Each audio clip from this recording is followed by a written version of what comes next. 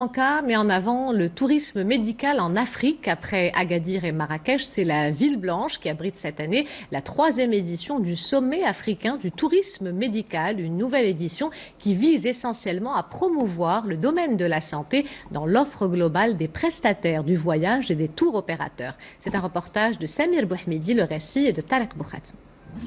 Promouvoir l'Afrique comme destination du tourisme médical, c'est l'objectif du sommet qui a pour thème Maroc Destination Santé. Cette 3e édition met en lumière l'industrie médicale du continent et les perspectives qui se profilent pour le royaume. Pour nous, ça représente un secteur important puisque c'est des patients qui restent pendant des durées importantes et qui peuvent donc dépenser plus que des touristes normaux.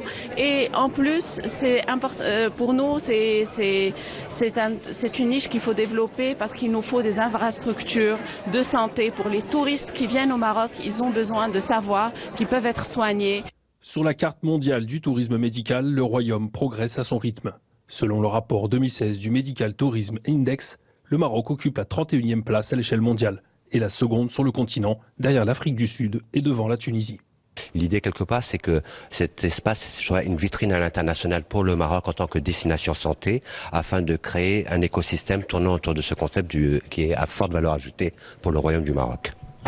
Le Maroc attire en effet de plus en plus d'étrangers, notamment africains, en raison de ses infrastructures, de la bonne formation des médecins et du coût raisonnable des soins.